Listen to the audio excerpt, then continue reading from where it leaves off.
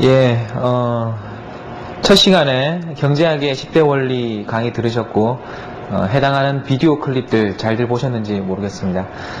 보시다시피 상당히 재미있는 내용이고, 여러분이 그 언어적 장벽만 없으셨다면 상당히 경제학에 대한 유용한 지식들을 많이 얻으셨을 거라고 생각합니다.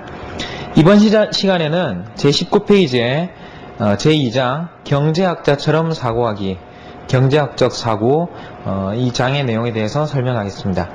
맨 먼저 보면은 아주 여러분을 당혹하게 만드는 그런 용어들이 나와 있을 거예요.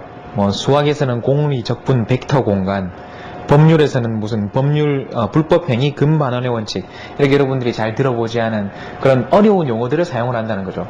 그래서 이런 어려운 용어들을 사용하는 이유가 다름 아닌 어려운 개념들을 하나의 용어로 정의를 해놓음으로써 우리가 서로 대화를 하고 고차원적인 사고를 쌓아갈 때 어떻게 하면 좀 더 체계적인 사고를 하고 효과적으로 설명을 해낼 수 있을까 하는 과정에서 만들어진 것들이 이 전문 용어라는 겁니다.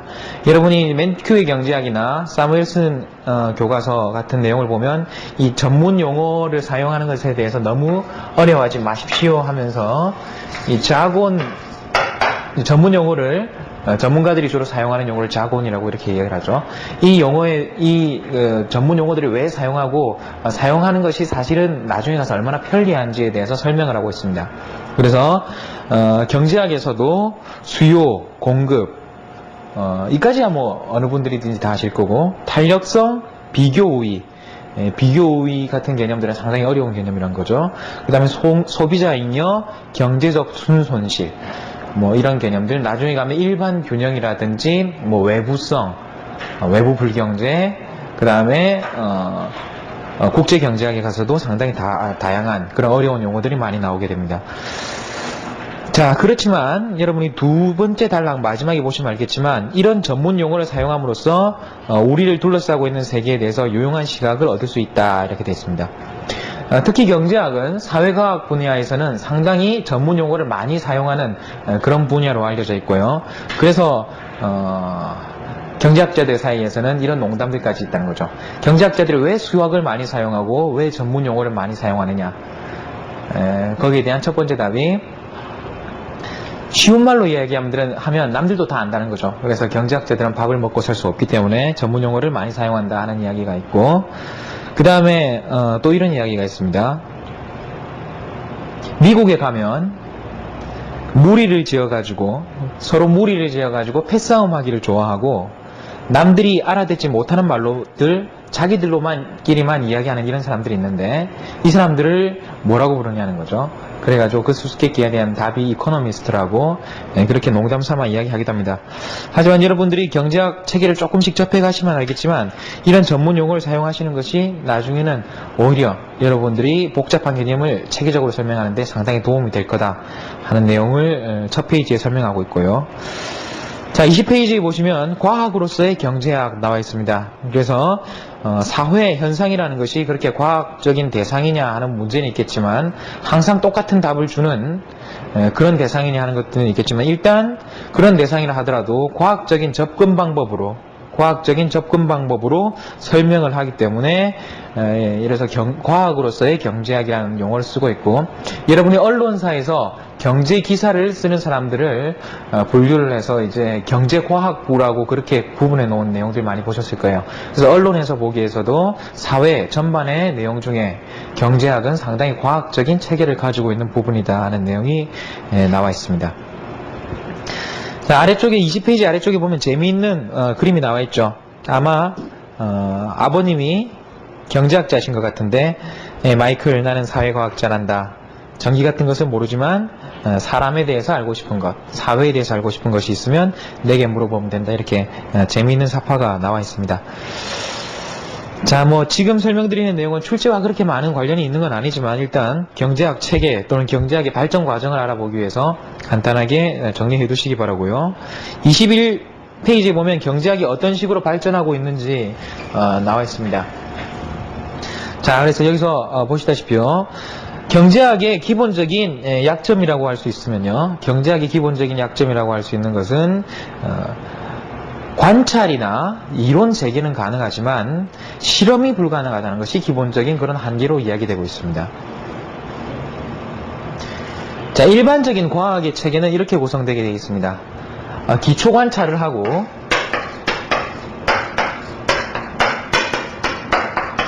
그 다음에 가설을 설립합니다. 가설이 이제 기초 이론이 되겠죠. 그 다음에 통제된 상황 하에서 실험을 사용함으로써 이 이론이 옳은지 그른지를 검증합니다. 이런 체계가 되어 있는데 경제학이 실험이 어려운 그런 학문으로서의 특징을 가지고 있기 때문에 여기서 실험을 바로 사용하기는 힘듭니다. 그래서 경제학에서 다시 이제 그 대신 사용하는 방법으로서는 맨 먼저 재관찰을 하게 됩니다. 우리에게 주어진 실증 자료가 과연 지금 현재 주어진 실증 자료가 앞에 우리가 이야기했던 이 이론과 잘 맞는지를 통해서 검증하는 방법이 하나 있겠고요. 또 하나의 방법으로서는 역사적 데이터를 사용합니다.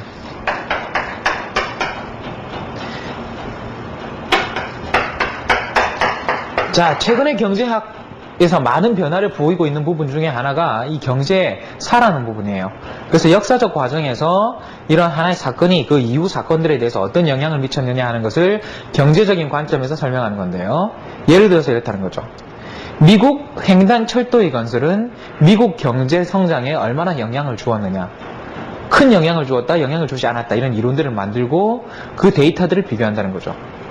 일본 경제학자들과 일본 사학자들과 우리나라 사학자들 간의 또 하나의 논쟁 중에 하나가 일본이 일제시대 때 건설해 놓은 저런 철도 때문에 해방 후에 우리나라가 오히려 성장하는 데 도움이 되었다, 이런 주장들을 일본 사람들이 한다는 거죠.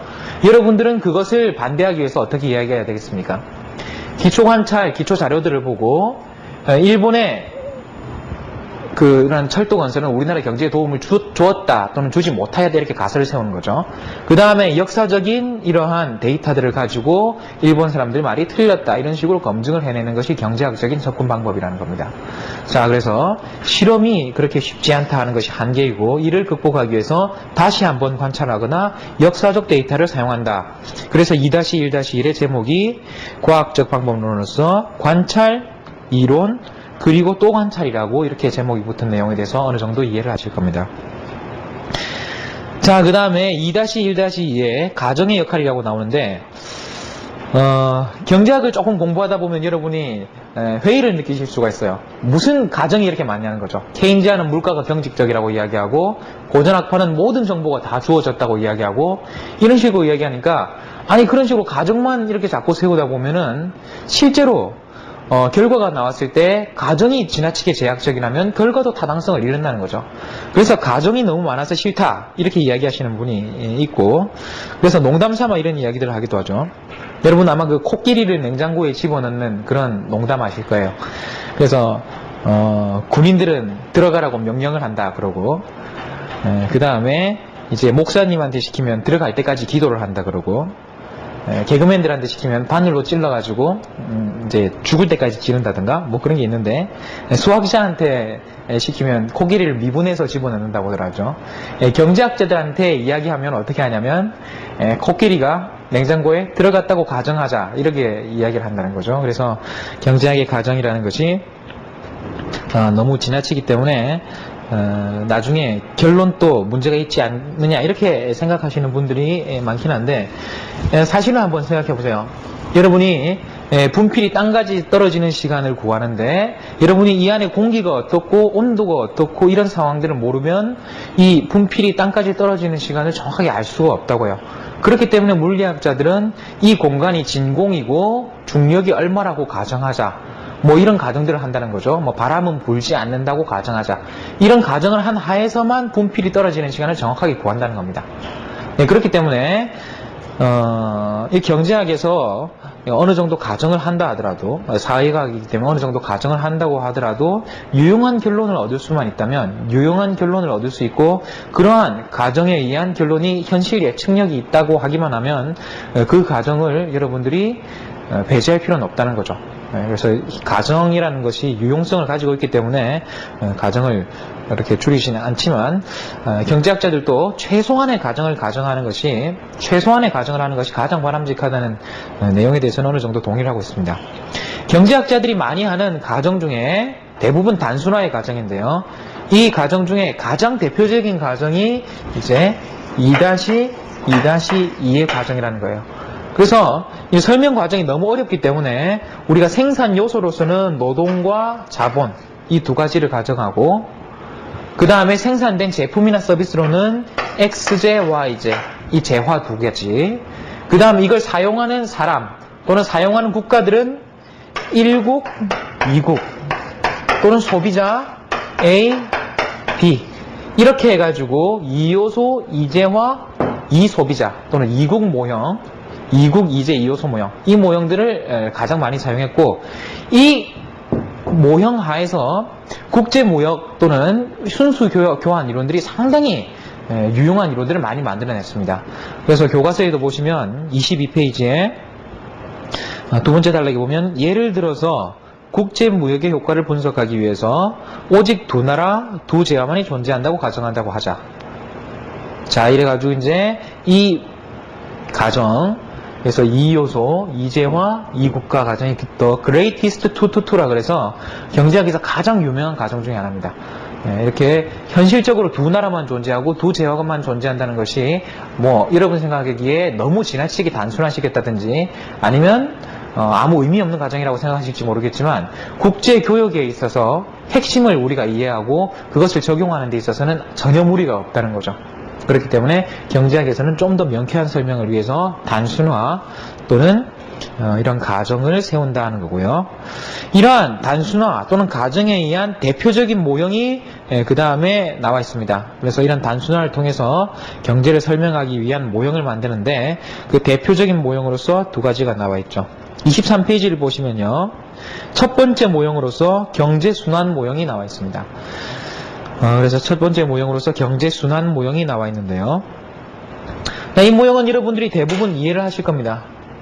자, 우리가 지금 가장 단순하게 어떤 체계를 세웠냐면 이런 생산 요소를 가지고 이런 재화를 만들어내고 그 다음에 소비자들이 사용한다는 거죠. 소비자들이 사용한다는 건데 한번 생각을 해보세요.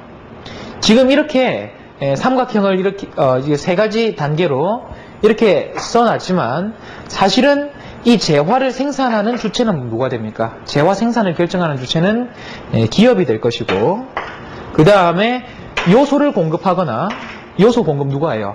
보통 집에서 아빠가 많이 하시죠. 요즘 엄마도 많이 하시지만요. 여러분은 아직 아마 노동 공급을 하지 않고 계실 겁니다. 그 다음에 소비도 주체가 가게죠. 그래서 대표적으로 이 단순화된 모형이 가게와 기업으로 이렇게 대별화된 이런 모형이라고 생각해 보실 수도 있겠습니다.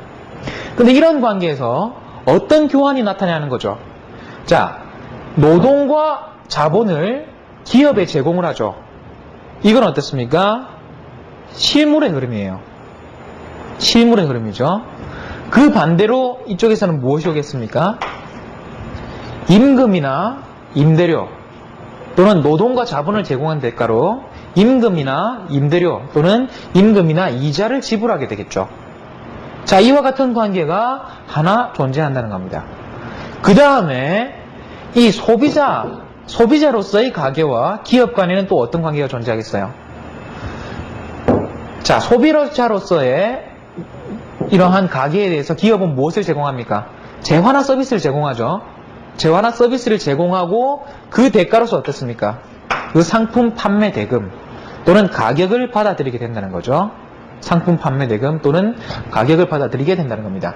자, 이와 같은 모형에서 보시다시피 가게는 요소 공급자로서의 가게는 요소를 제공하고 그 대가로서 임금이나 이자를 받아들이고, 생산 주체로서의 기업은 이렇게 가져온 노동이나 자본을 가지고 생산을 해서 그것을 소비자에게 줌으로써 재화를 넘김으로써 판매 대금을 받아들이게 된다는 거예요.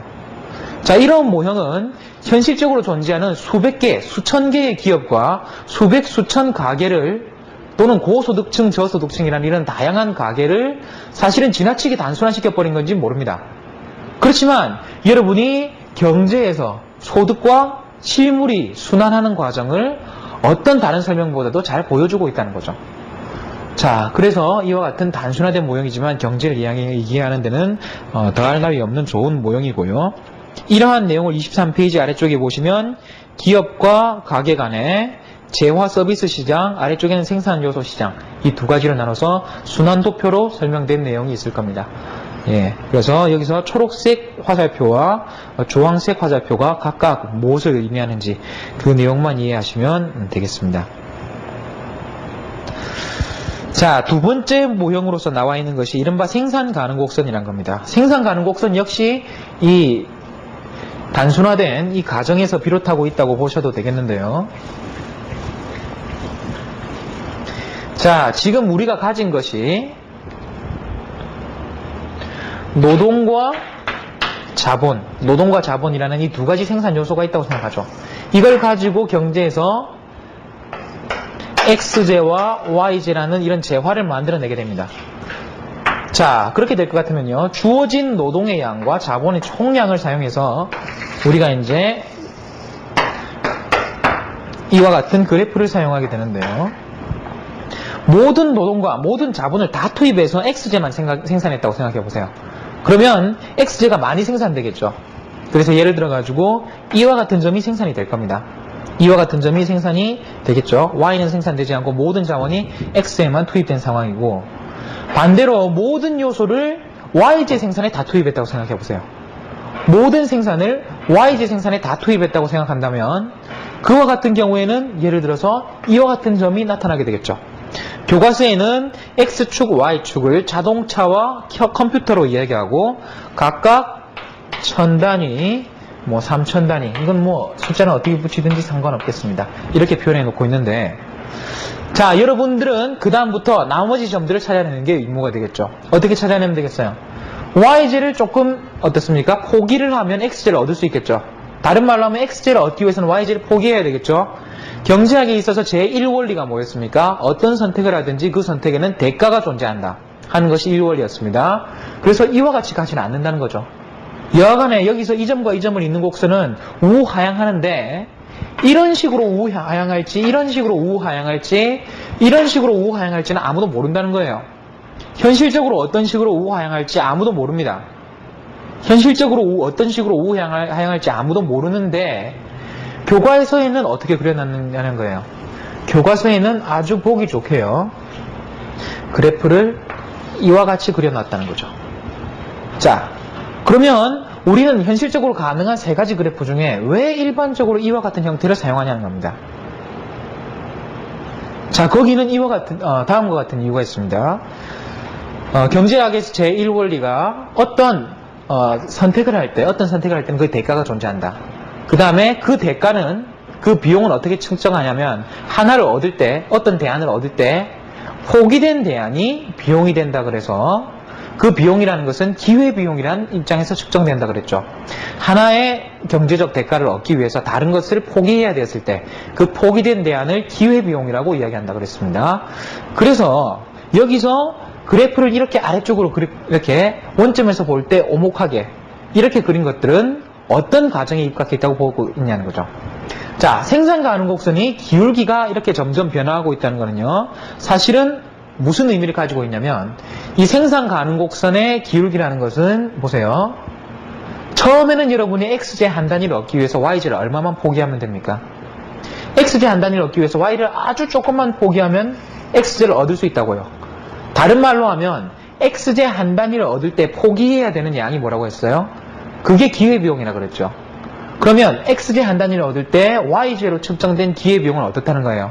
처음에는 아주 작다는 거죠. 그렇지만 점점 가서 마지막에 X제 한 단위를 얻기 위해서는 Y제를 얼마나 포기를 해야 됩니까? 훨씬 많이 포기해야 되죠. 이해가시죠? 자, 그래서 이와 같은 내용, 우리가 이 두 점을 찾은 다음에 생산 가능 곡선을 원점에서 볼 때 오목하게 이렇게 그리는 이유는 일반적으로 비용이 서서히 체증한다는 그런 기회비용 체증의 과정을 가지고 있기 때문에 이런 그래프가 그려지는 겁니다. 자, 기회비용 체증이라는 것이 가정되었기 때문에 이런 그래프가 그려진다는 것이고, 자, 이 내용은 이제 26페이지 두 번째 단락에 나와 있습니다. 경제학의 10대 원리 중 어떤 것을 얻기 위한 비용은 그것을 얻기 위한 포기된 무엇이라는 것이 있었고, 이것을 기회비용이라고 부르는데, 이 그 다음 단락에 가면요. 생산 가능 곡선이 바깥쪽으로 볼록하다는 것은 이제 그 다음 페이지에 가보면 기회비용이 체증한다는 것을 가정하기 때문이다 하는 내용이 나와 있습니다. 이 내용은 경제학에서 아주 중요한 내용 중에 하나니까 여러분들이 주의를 해주시기 바랍니다. 만약에 제가 생산 가능 곡선을 그렸을 때 이렇게 직선으로 그렸다면 이건 무슨 내용이 되겠어요? 이제 기회비용 체증이 아니고 X를 하나 얻기 위해서 포기해야 되는 Y양은 일정하죠. 그렇기 때문에 이때는 기회비용 일정 또는 기회비용 불변의 그래프가 된다는 것입니다. 예. 자, 이와 같은 내용을 주의를 하시고요. 교과서에서는 다시 교과서 그림 2-2를 보면 네 가지 점을 비교를 하고 있습니다. 맨 먼저 A와 같은 점이 있고요. A, 그 다음에 B, C, D 이렇게 네 점을 비교하고 있는데 일단 여러분이 비효율적인 점을 찾아보십시오. 지난 시간에 효율성의 개념이라는 것은 더 이상 개선의 여지가 없다는 거죠. 더 이상 개선의 여지가 없을 때를 효율적이라고 한다 그랬고, 그 다음에 엄밀하게 경제학에서 효율성을 정의할 때는 다른 한 단위, 다른 재화 또는 다른 사람의 효용 또는 생산량을 줄이지 않고는 다른 재화 또는 다른 사람의 효용이나 생산량을 늘릴 수 없는 경우라고 이야기했어요. 그렇다면 B 같은 점은 어떻습니까? 우리가 생산 가능 곡선이 이만큼이랬으니까 이 안쪽의 점들은 전부 생산 가능하다고요. 그렇기 때문에 이 점은 사실은 X제, Y제를 동시에 얼마든지 증가시킬 수 있다는 거죠. 그래서 B 점은 어떻습니까? 비효율적인 점이 됩니다. 그 다음에 D와 같은 점은 어때요? 최대한 요소를 투입하고 최대한 효율적인 방법으로서 요소를 조합했을 때 가능한 점들이 생산 가능 곡선이죠. B와 같은 점이 비효율적인 점인데 비해 가지고 그럼 D와 같은 점은 뭐가 되겠습니까? 불가능한 점이 됩니다. 경제적으로 또는 기술적으로 달성할 수 없는 점이 됩니다. 그럼 어때요? C와 A점 두 점은 기술적으로 도달 가능한 점이 되죠. 그래서 효율적인 점이 됩니다. 그것을 확인하기 위해서 A점에서 Y를 얻기 위해서는 X를 포기해야만 되고 C에서 X를 얻기 위해서는 Y를 포기해야만 되죠. 이와 같이 두 재화가 동시에 늘어날 수 있는 여지가 더 이상 없기 때문에 이와 같은 상태, A와 C 같은 상태가 파레토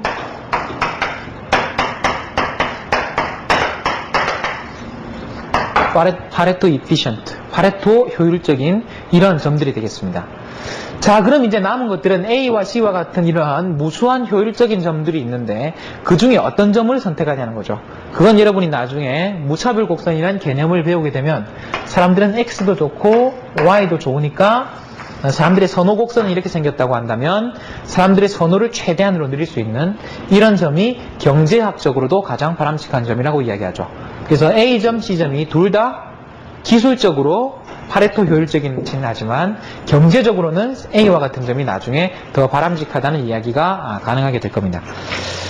자, 이 두 가지 모형을 살펴봤고요. 특히 생산 가능 곡선을 사용한 이 모형은 여러분이 나중에 고급 과정에서 많이 사용될 겁니다. 그러니까 지금 잘 익혀두시기 바라고, 특히 주의 드릴 거는 이 생산 가능 곡선의 기울기가 기회비용을 담고 있다는 내용 꼭 유의하시기 바랍니다. 그 다음 27페이지에 보시면 미시경제학과 거시경제학이 나와 있어요.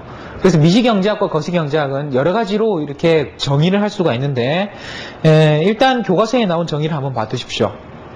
교과서의 27페이지 오른쪽 요약 정리 부분에 보시면요. 미시경제학은 가계와 기업이 어떻게 의사결정을 내리며 시장에서 어떻게 상호작용하는가를 연구하는 경제학의 한 분야 이렇게 되어 있습니다. 가계와 기업이 어떻게 의사결정을 내리며 시장에서 이들이 어떻게 상호작용을 하는가를 연구하는 경제학의 한 분야 이렇게 되어 있죠. 반면에 거시경제학에서는 인플레이션, 실업, 경제성장 등과 같이 나라 전체에 관한 경제현상을 연구하는 경제학의 한 분야 이렇게 되어 있습니다. 자, 가장 대비되는 그러한 두 단어는 미시경제학에서는 가계와 기업이라는 것이 나왔고 거시경제학에서는 나라 전체라는 것이 나왔습니다. 이 두 가지가 가장 큰 차이라는 거죠. 제가 경제학과에서 경제학을 배울 때 가장 기본적인 구분으로 사용했던 것이 미시경제학은 개인의 최적화예요. 개인 입장에서 어떻게 하는 것이 효용을 극대화시키고 이윤을 극대화시키고 그 다음에 생산을 극대화시키고 비용을 극소화시키고 하는 것 같죠. 개인 입장에서 의사결정을 할 때 그 기준과 그에 대한 예측을 하는 것이 미시경제학이라고 생각하시면 됩니다. 개인 단위의 분석을 하는 것이 미시경제학이고, 거시경제학은 나라 전체 단위에서 나라 전체를 규모로 보고 그 규모에 대한 연구를 하는 것이 거시경제학이라고 생각하시면 되겠습니다. 자, 그래서 개인 단위, 나라 전체 단위 이와 같이 존재한다 이렇게 생각하시면 되겠고요.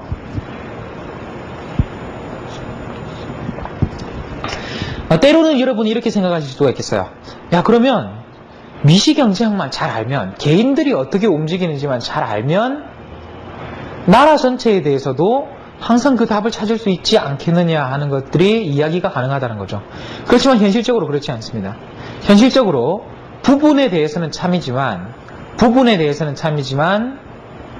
전체에 대해서는 참이 아닌 경우가 얼마든지 있어요. 예를 들어서 한번 보시죠.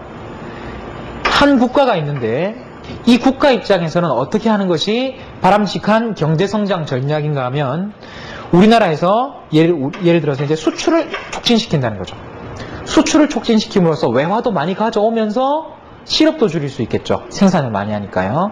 그렇기 때문에 개별 한 국가 입장 또는 한 기업 입장에서는 수출을 많이 하는 것이 최적의 경제성장 전략일지 몰라요.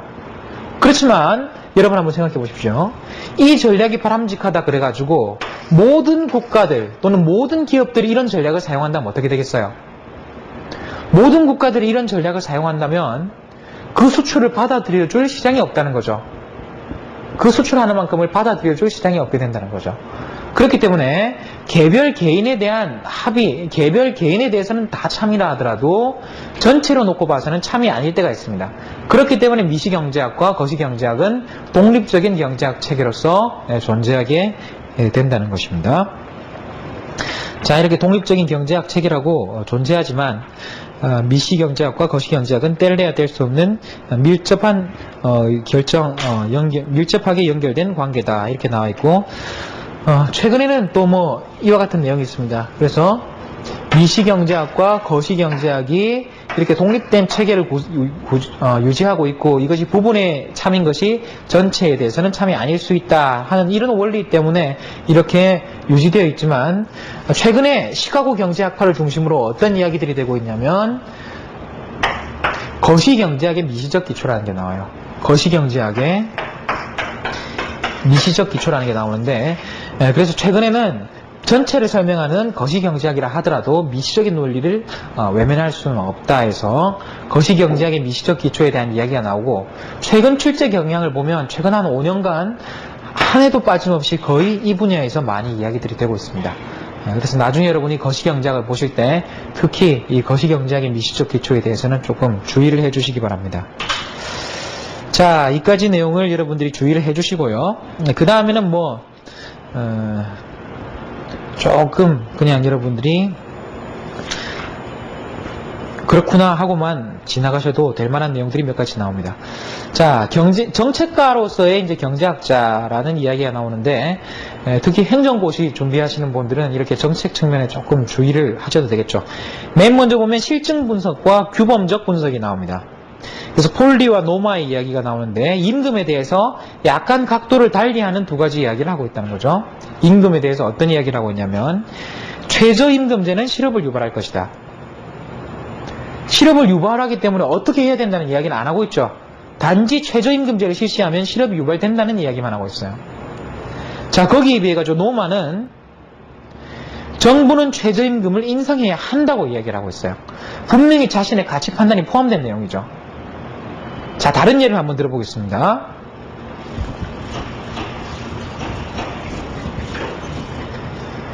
자, 이자율을 I로 이렇게 표현을 했을 때요. 이자율 10%에서는 첫 번째 주장은 실업이 증가할 것이다 하는 것입니다. 이자율 10%에서는 실업이 증가한다. 이러한 주장이 하나 있고, 또 하나의 주장은 이자율 10%는 너무 높기 때문에 이자율을 낮춰야 한다는 겁니다. 이자율을 10%보다 낮춰야 한다는 주장을 하고 있는 겁니다. 자, 그럼 어떻습니까? 사실 이자율 10%에서는 실업이 발생한다. 이거는 바람이 불면 나뭇잎이 흔들린다. 중력 때문에 사과가 떨어진다 같이 아주 어떻습니까? 실증적이고 아주 사실에 대한 묘사를 하고 있는 내용이라는 거죠. 사실에 대한 예측을 하고 있는 내용이라는 거죠. 이러한 설명 방식을 실증적 분석이라고 합니다. 거기에 비해 가지고 실업이란 문제는 사회적으로 아주 폐해가 크기 때문에 10%는 너무 높기 때문에 이자율을 낮춰야 한다. 이런 주장은 어때요? 이 이야기를 하는 사람의 정책에 대한 그런 가치 판단이 분명히 포함되어 있다는 거죠. 이와 같은 이러한 주장을 가리켜서 규범적 분석이라고 합니다. 29페이지를 보시면 이제 positive statement와 이제 normative statement 이렇게 구분되어 있죠. 그래서 norm이라는 게 무슨 뜻이죠? 이게 규범이라는 뜻이고요. 그래서 규범적 주장이라는 것은 자신이 나름대로 기준을 정하고 그 기준에 대해서 스스로의 가치 판단을 표하는 그런 방식이 규범적 주장이라고 생각하시면 되겠습니다. 자, 그 다음에 관변 경제학자들 나오는데 일단 여러분이 관변 경제학자, 우리나라에서는 관변이라는 말이 붙으면 상당히 그렇게 어감이 좋지가 않죠. 무슨 관변단체, 산하단체 이런 것들이 그냥 정부에 그냥 아부하는 듯한 그런 느낌을 주는데 여기서는 그냥 대통령의 정책 결정에 영향을 주고 그래서 현실에 참여하는 경제학자라고 이렇게 생각하시면 됩니다. 현실에 참여하시는 경제학자라고 생각하시면 됩니다. 자, 그래서 관변 경제학자들이 있는데 거기 보면 이제 또 재밌는 이야기가 나와 있을 거예요. 이제 트루만이라는 대통령이 예전에 이제 외파리 경제학자를 만났으면 좋겠다 이런 이야기를 한번 했다는 거죠. 그게 왜냐하면 정책에 여러 경제학자들이 참여를 하는데 정책에 여러 경제학자들이 참여하는데 이자율을 높이면 어떻게 되겠습니까? 통화율을 늘리면 어떻게 되겠습니까? 이렇게 물어보면 사람들이 이런다는 거죠. on the one hand, on the other hand 하면서 한편으로는 이렇고 다른 한편으로는 이런데 그 좋은 점들을 가져가지고 결정은 대통령이 하십시오. 이러니까 물어본 데 대해서 정확한 답을 주진 않는다는 거죠. 상황만 설명을 해줄 뿐이고요. 그렇기 때문에 확실한 답을 주는 그러한 경제학자가 있으면 좋겠다는 측면에서 외파리 경제학자가 있었으면 좋겠다 이렇게 이야기했는데 이러한 면은 다른 측면에서 관변 경제학자들이 상당히 다른 주장들을 의사표현들을 하고 있기 때문에 정책 결정자 입장에서 어려움을 겪을 수밖에 없다는 것이라고 생각하셔도 되겠습니다.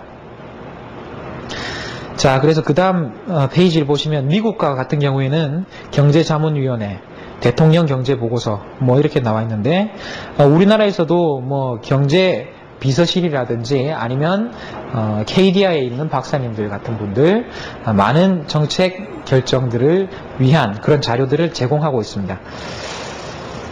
자, 32페이지 아래쪽에 나오는 케인즈의 말은 아주 유명한 이야기니까 여러분들이 한번 읽어보시도록 하시고요. 자, 그러면 경제학자들이 한편 읽고 다른 한편 읽고 막 이렇게 의견이 다른 것들이 많이 정치가들의 그런 불만거리가 되고 있는데 왜 경제학자들 간에는 이런 견해들이 이와 같이 많이 다르느냐고요. 어떤 사람들은 10%도 낮다 그러고 어떤 사람들은 왜 10%는 높기 때문에 낮춰야 된다고 이야기를 하고 이런 차이들이 있는가 하면 그 평가 기준이 31페이지에 나와 있습니다. 맨 먼저 세상이 어떻게 돌아가는지에 대한 실증적 현실인식이 다를 수 있어요. 실증적 현실인식이 다를 수 있다는 겁니다. 자, 그래서 이자율이 10%인데 예를 들어가지고 지금 현재 실업이 존재하긴 하지만 사람들이 스스로 실업을 선택했다고 생각해 보세요. 나는 이자 때문에 돈을 벌 만큼 벌었기 때문에 이제 그냥 집에서 놀련다. 이런 식의 실업이 발생하고 있다면 스스로 선택하는 자발적 실업이 존재하고 있다면 어떻게 되겠어요? 그와 같은 경우에 정부가 사실은 별로 개입할 필요가 없다고요. 그렇지만 지금 10%가 되다 보니까 기업들이 투자를 못해서 그래서 고용을 정리하면서 실업이 발생했다면 어때요?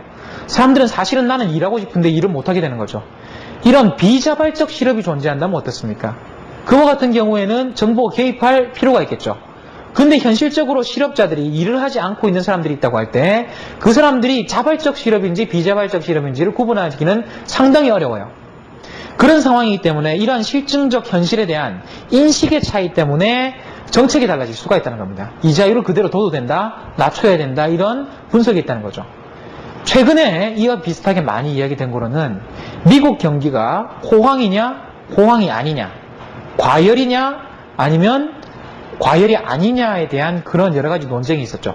그래서 미국 연방준비은행이 금리를 높일 것이냐 낮출 것이냐에 대한 그런 여러 가지 논쟁이 있었던 것을 보셨을 겁니다. 이것도 다 현실에 대한 인식이 차이가 있기 때문이라고 생각하시면 되겠고, 두 번째가 서로 다른 가치관을 가지고 있기 때문이에요. 자, 여러분들이 이제 지난 시간에 보셨다시피 필립스 곡선 관계라는 것에서 여러분들은 뭘 보셨냐면, 단기적으로는 최소한 unemployment요, 실업과 인플레이션은 상충관계에 있다는 거예요. 실업과 인플레이션은 상충관계에 있다는 건데, 이 양자에 다 영향을 주는 것으로 통화량이 있습니다. 자, 그런데 어떤 사람들은 실업이 더 중요한 문제라고 생각하는 사람이 있을 수가 있고, 어떤 사람들은 인플레이션이 더 중요한 문제라고 생각하는 사람들이 있을 수 있어요. 그런 경우 같으면 어떻습니까? 실업이 더 중요하다는 사람들이 있으면 통화량을 좀 풀어서라도, 정부가 자금을 풀어서라도 경기를 좀 활성화시켜야 되겠다, 이렇게 생각을 할 것이고, 반면 인플레이션이 중요하다고 생각하는 사람들은 어떻겠어요? 통화량을 줄여가지고 물가를 일정하게 유지시켜야 된다고 이야기를 하겠죠. 그와 같은 차이가 나올 수 있는 것이 정책에 대한 서로 다른 가치관을 가지고 있기 때문입니다. 그 다음에 아주 이제 비판적인 그런 말이 나와 있죠. 때로는 사이비 경제학자들이 있다는 거예요. 때로는 사이비 경제학자들 또는 자신의 이익을 위해 가지고 현실을 왜곡시키는 그런 돌팔이 경제학자들이 있기 때문에 경제학자들 간에 일치해야 되는 의견이 없는 것으로 보일 수도 있다, 이렇게 이야기하고 있습니다.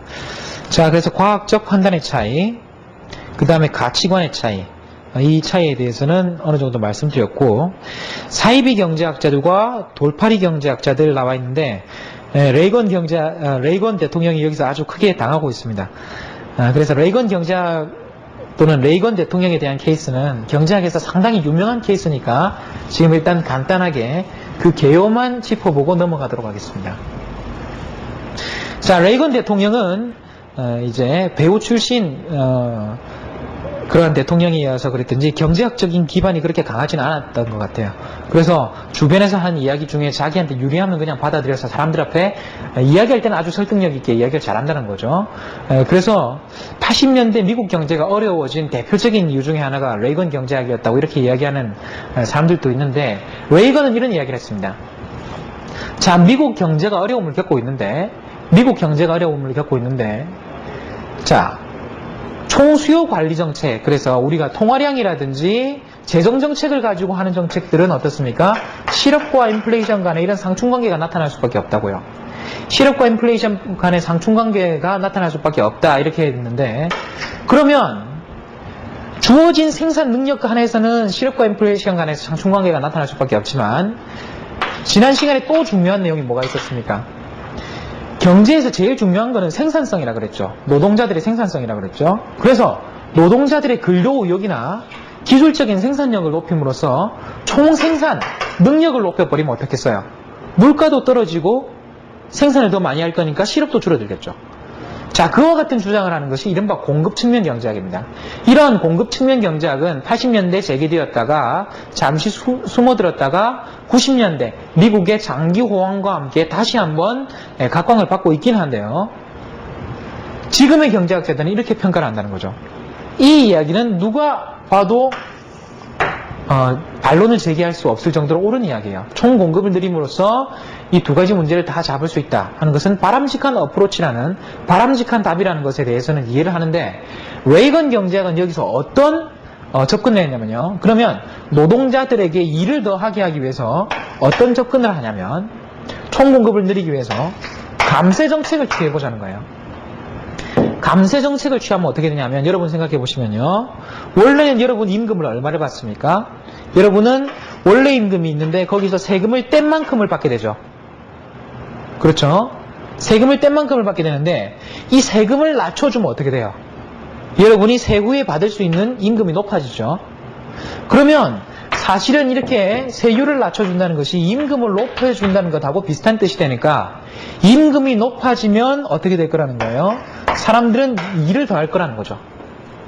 사람들은 일을 더 하게 될 것이고, 이렇게 일을 더 하게 되면 경제 전체의 총 생산 능력이 늘어난다는 겁니다. 그런데 보시면 알겠지만, 자, 이까지 이야기를 했을 때 사람들이 무슨 이야기를 하냐면, 자, 그럼 경제 전체의 생산 능력이 늘어날 수 있다고 인정해보자. 그렇다 하더라도 세율이 떨어지면 재정 적자, 세율 감소라는 그런 문제가 발생하지 않겠냐는 거죠. 그러니까 조세 수입 감소라는 문제가 발생하지 않느냐는 이야기인데, 조세 수입 감소라는 그런 문제가 발생하지 않느냐는 이야기인데, 자, 조세 수입 감소에 대해서는 또 어떻게 이야기하고 있냐면, 비록 세율은 감소하고 있지만 총 생산량 증가로서 소득이 증가하지 않느냐. 그러면 소득과 세율의 곱으로 결정되는 이러한 세액에는 별 변화가 없을 것이다. 이런 주장을 한 거죠. 자, 그래서 이에 의하면 레이건의 말에 따르면 세율을 낮춰주고 경기 회복되고 실업 줄고 물가도 안 올라가는데 어떻습니까? 재정에는 별 영향을 주지 않는다고요. 자, 세상에 이와 같이 좋은 게 어디 있겠어요? 그래서 현실적으로 레이건이 집권을 하고 나서 이러한 내용으로 이제 사람들한테 현혹을 시켜가지고 집권을 하고 나서 실제로 이 정책을 했어요. 그래서 현실적으로 나타난 건 뭔가 하면 초기에는 이 비슷하게 나타나는 듯 했는데 조금 있다가 어디서 깨졌냐면 사람들이 세율을 낮춰줬는데도 일을 더하지 않았어요. 자, 여러분 그냥 쉽게 생각할 때 어떻습니까? 아니, 세금을 낮춰주는 것은 임금이 높아지는 것이니까 일을 더하지 않겠느냐 이렇게 생각할 수도 있죠. 근데 가격 상승의 효과는 항상 두 가지로 나타납니다. 가격 자체의 효과가 먼저 존재해요. 가격 자체의 효과 존재하는데 그걸 대체 효과라고 이야기하고요. 그 다음에 가격이 변하면 어때요? 여러분이 월급은 똑같더라도 물건들이 가격이 싸지면 사실은 구매할 수 있는 능력이 높아지죠. 그래서 소득에 영향을 줌으로써 얻을 수 있는 효과가 또 하나 더 있다고요. 그걸 각각 대체 효과와 소득 효과라고 이야기하는데요. 대체 효과 측면에서는 어떻겠어요? 대체 효과가 보통 여러분 생각하시는 거니까 임금이 높아지면 일을 더한다. 이건 맞다는 거죠. 그렇지만 임금이 높아지면 사람들이 부자가 돼요. 부자가 되었는데도 어떻습니까? 예전같이 그렇게 열심히 일할 이유는 없어지거든요. 그렇기 때문에 임금이 높아질 때 사람들은 두 가지 효과가 존재한다는 거예요. 일을 더하고 싶은 효과와 일을 덜하고 싶은 효과가 동시에 존재하기 때문에 특히 미국같이 이미 소득이 높고 동시에 자본소득까지 가진 사람들이 많은 경우에는 어떻습니까? 오히려 임금을 높여주면 노동 공급을 늘리지 않거나 줄일 가능성이 더 많다고요. 그래서 현실적으로 나타나기로는 노동 공급이 별 변화가 없거나 오히려 줄어들어가지고 엄청난 재정적자가 발생했죠. 이 엄청난 재정적자가 발생했고 재정적자를 막기 위해서 공채를 발행하면 외국 사람들이 미국 채권을 살 거니까 그와 같은 과정에서 미국의 화폐가 지나치게 비싸져서 미국이 수출이 안 되고 하는 과정이 있었죠. 그래서 그 당시 이제 재정적자와 무역적자 동시에 존재해서 그 상태를 쌍둥이 적자라고 이야기했던 적이 있습니다. 그러한 정책의 실패는 사실은 부시 대통령을 지나가지고 이제 클린턴 대통령 전반기까지 그 악영향이 상당히 지속이 되었고 그 클린턴 대통령 1기가 끝날 때쯤 돼서야 이제 미국 경제가 회복되는 과정으로 돌아설 수 있었다고 이야기합니다. 이와 같은 예는 한 번에 잘못된 그런 정책이 얼마나 큰 악영향을 미치는지를 확인할 수 있는 대표적인 예라고 할 수 있겠습니다. 자, 34페이지를 보시면 이제 대부분의 경제학자들이 동의하는 10가지 명제 해가지고 나와 있을 겁니다. 이 내용들은 상당히 주의를 해주십시오. 대부분의 경제학자들이 동의하는 내용이기 때문에 출제를 했을 때 아무 거부감이 없는 내용들입니다. 대부분 경제학자들이 동의하는 내용이기 때문에 출제를 했을 때도 전혀 이제 딴소리가 나올 수 없는 이야기들이라는 거죠. 그만큼 보통 경제학자들이 동의하고 있는 내용이고 또 중요한 토픽들로 이야기되고 있는 거라 하고 생각하시면 되기 때문에 이 박스의 내용들을 주의해 주십시오. 특히 이런 것들은 상당히 여러분이 생각할 때는 의외라고 생각할 수도 있어요. 4번 같은 경우에 조세 감면이나 정부 지출 같은 것이 재정정책이요. 완전 고용의 미달한 경제에서는 현저한 경기 부양의 효과를 나타낸다 이렇게 되어 있죠. 그래서 대부분 보면은 재정정책의 효과에 대해서 많은 논쟁이 있다 이렇게 생각했는데 어떻습니까? 완전 고용에 미치지 못했을 때는 효과가 난다는 것에 대해서 어때요? 90%에 해당하는 경제학자들이 동의를 하고 있다는 거죠. 예, 그만큼요.